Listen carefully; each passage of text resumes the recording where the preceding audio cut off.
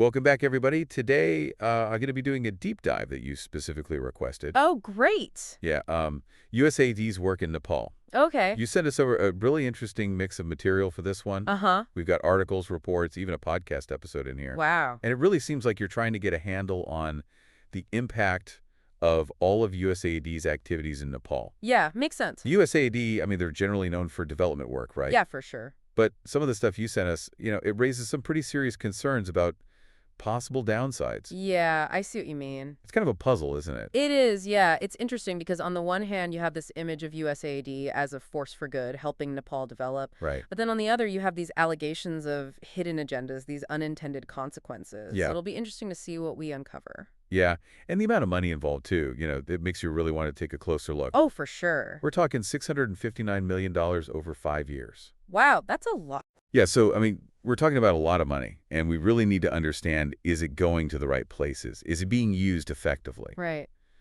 So let's just start with some of the basics. What are some of the key areas that USAID is focusing on in Nepal?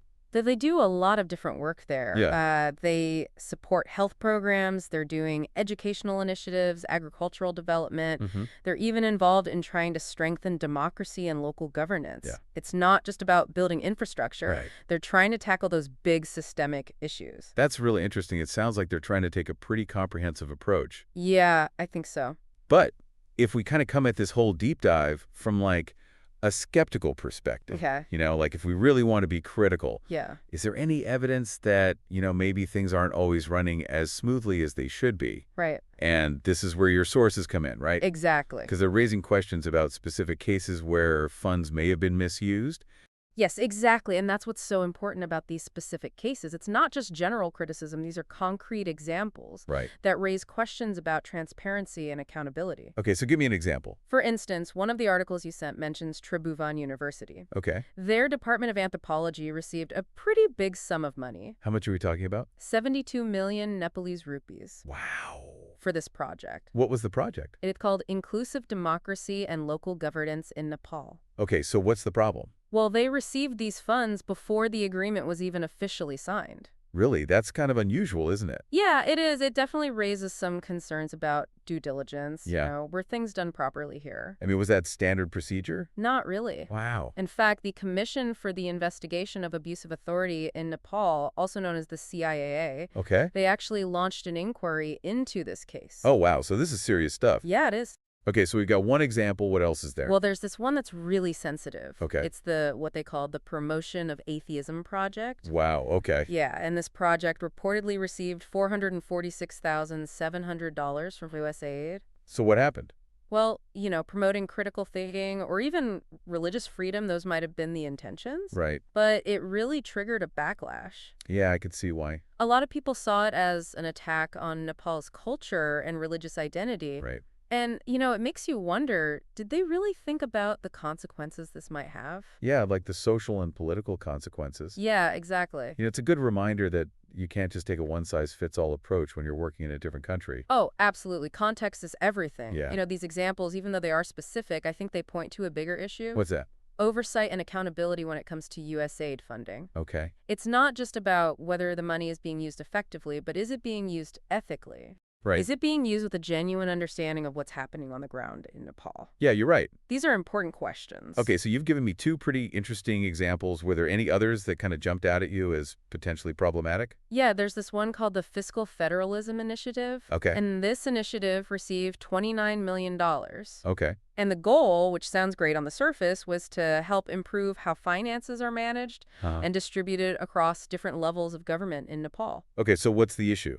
Well, the reports you sent, they suggest that there was a lot of mismanagement. Oh, really? Yeah, and misallocation of resources. Okay, so not exactly a recipe for success when you're trying to improve financial systems, huh? No, not really. Okay, interesting. So that's 3. Anything else? Yeah, there's one more I wanted to mention. It's called SPPELC, which stands for Strengthening Political Parties, Electoral and Legislative Processes. Okay. And this one received $26.5 million. Right, and what's the issue with this one? Well, this one's particularly interesting because it deals directly with Nepal's political scene. Okay. And the allegation is that it was used to influence political structures. So potentially favoring certain parties or certain groups? Yeah, potentially. It's tough. Where do you draw the line between development assistance and political influence? That's a great question. I mean, can you even really provide aid without having some level of influence? That's a really good question. That's actually a debate that's been going on for a long time. Yeah. And it's definitely one that we'll need to explore further as we continue this deep dive. Okay, sounds good. It's interesting you say that about the political influence, Yeah. because a lot of what you sent us, it almost suggests that USAID's activities, they might go beyond just development work. Right. It's almost like, I don't know, maybe there's this underlying layer of geopolitics too. Yeah, I think that's a valid observation. Okay. And it's definitely something that comes up when you look at how foreign aid is used. Right.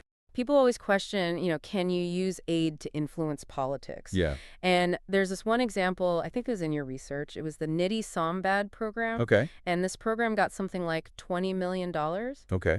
And the goal was to kind of shape the political dialogue in Nepal. Okay, so on the surface, facilitating dialogue, that sounds good, right? It does. But, reading through what you sent, it seems like maybe there's a little more to it. Yeah. So what are some of the criticisms of the program? Well, critics say that the program wasn't really focused on what the Nepalese people actually needed. Uh-huh. They argue that it was more about what the U.S. wanted. Okay. And it raises this question of whether these types of initiatives, even if they sound good, Right. could they actually be pushing a certain political direction in the country? So it's almost like a subtler way to lobby or campaign. Exactly. Instead of going for a candidate or party directly, Right. it's more like, okay, we're going to shape the conversation. Yeah, that's a great way to put it.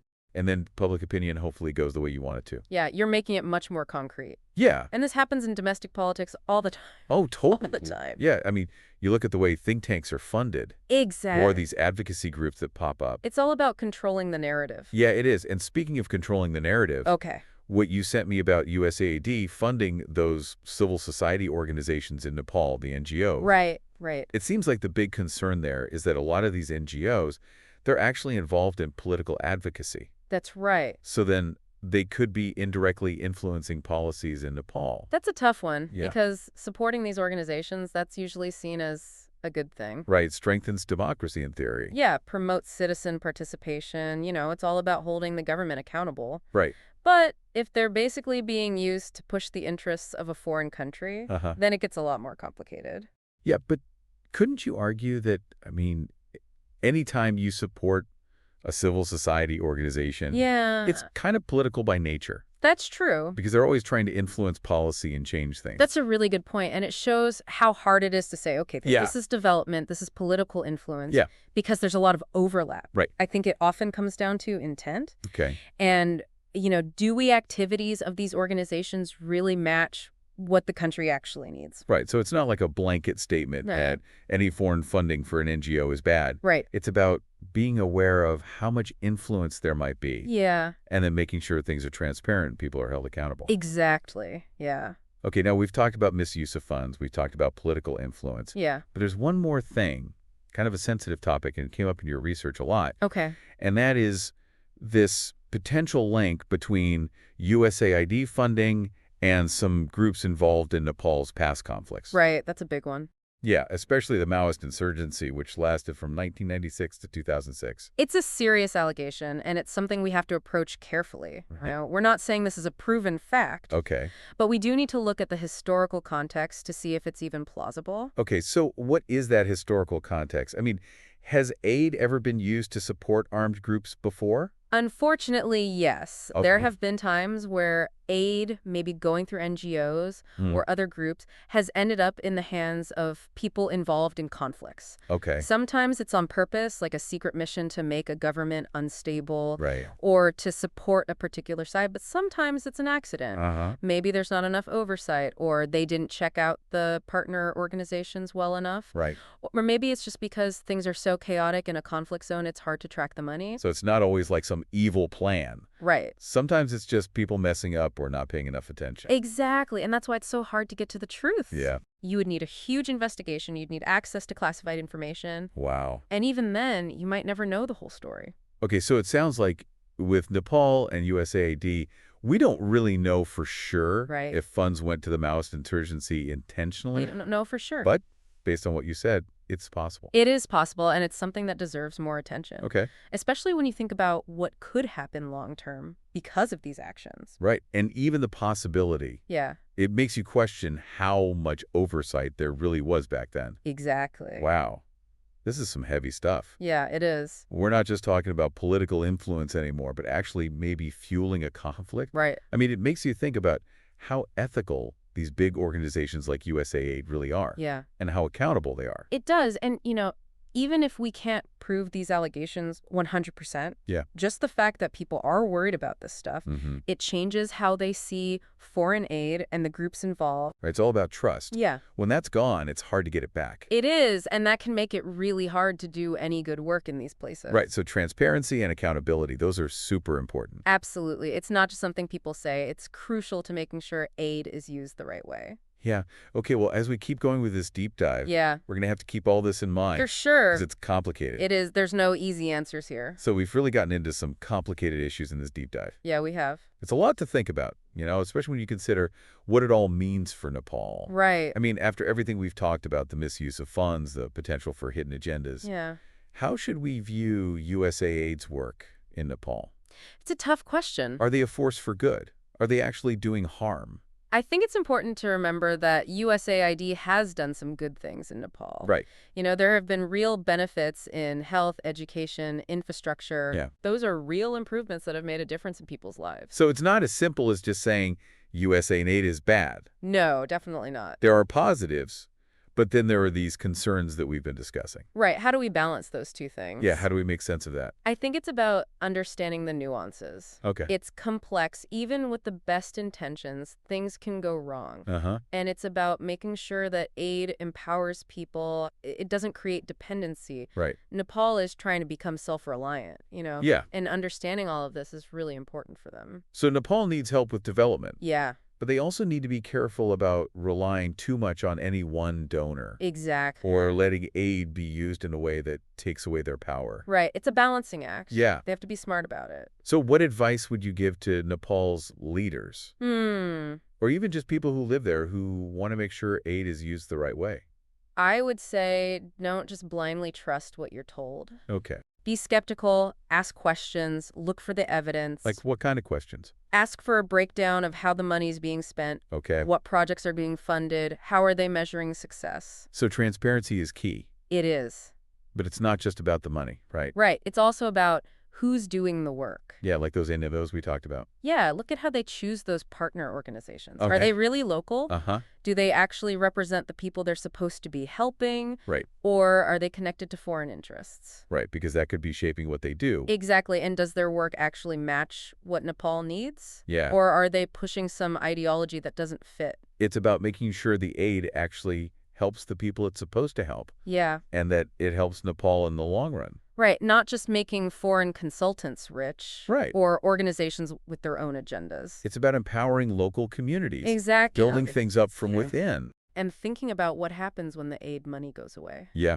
What then? What's the plan to make sure Nepal can keep going on its own? So it's not about saying no to all aid. No. It's about being smart about it. Being picky and taking charge of your own development. Real progress comes from inside. Yeah, not from outside forces. Well said. And for anyone listening who wants to dig deeper into this stuff, yeah, we put links to everything we used in the show notes. Go check them out. Do your own research, look at it from all sides, and decide what you think.